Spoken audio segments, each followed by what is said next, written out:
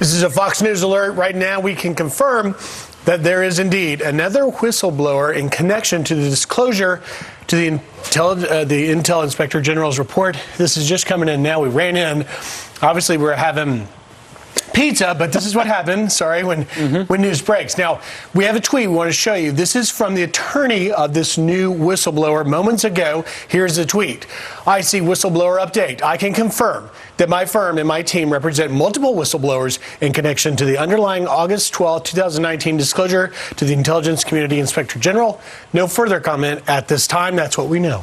Multiple whistleblowers. Okay, so a lot of questions remain. Are these people who have firsthand knowledge of the incident? Are these people are they getting second or third-hand knowledge?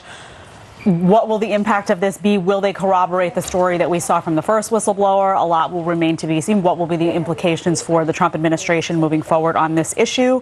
And, of course, how it will be played out in the media. Before we have any facts, I'm sure some have already ran with this story. I'm going to sit back tight and wait and see what. Yeah, I mean, listen, folks, this is how it goes, right? One, a whistleblower who's actually a leaker hates the president, so pushes information, letting Adam Schiff conveniently know a couple weeks beforehand what's coming so they can frame their narrative and make the president look bad. Then you got another one and another one and another one, and the media will run around saying second whistleblower, third whistleblower, fourth whistleblower. So, yeah, we come in with a Fox News alert on this. Understand it's a new piece of news. But for those of us that have watched this process unfold, it's Groundhog's Day yet again. Yet another piece of information that isn't confirmed in any way, but the networks will go wall to wall today and for the rest of the week. A cascade of whistleblowers. It's really just the deep state rearing its head because they've hated this president from the beginning. Again, one person's whistleblower is another person's leaker. And so we don't know what this person, what they have, what they say they have. Is it secondhand like this other guy? Is it firsthand knowledge?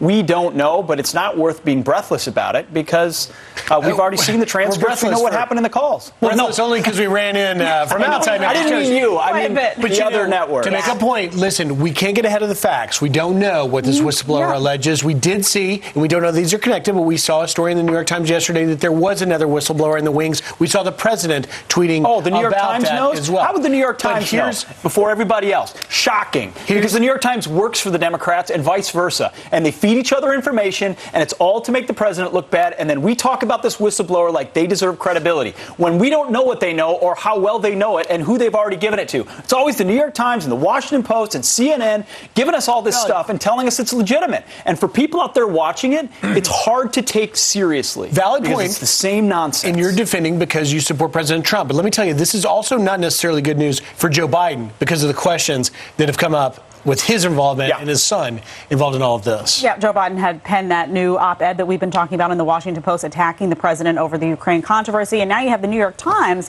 coming out and saying Joe Biden now looks more vulnerable than at any point in the campaign. You heard that right. That is the New York Times. Now, remember, this is the op-ed, the Washington Post headline, Trump won't destroy me and he won't destroy my family. And this is, looks like an act of desperation to a lot of people. New York Times coming out, obviously making that statement about Joe Biden, that many people feel that he is not resonating with people, that he does not have that populist energy that Elizabeth Warren and Bernie Sanders have had, and that he seemed to be the most electable guy for a long time based on what the establishment was saying, but it's not looking that way anymore. So Joe Biden is having to come out and figure out how do I appeal to people, how do I appeal to voters, and because he is such an establishment politician, the only way he really knows how to do that is to go through an op-ed in the likes, as you said, Pete, of the Washington Post, because when he gets on that debate stage, he can't get that energy forth. He cannot be that campaigner for himself. He hasn't had it, and he also be. Can't answer questions spontaneously. Yep. So take to a pre-scripted piece in the four corners of a newspaper, which Joe Biden loves the good old days of the newspaper, wishes that's the kind of media environment he could control, but he can't anymore because now you've got Twitter and social media and the ability to get actual narratives out there. Well, he was pressed once, at least on Friday in Los Angeles, about his son's ties to the Ukraine. Here's how he non-answered it. This is not about me. It's not about my son. How is your role as vice president in charge of policy in Ukraine and your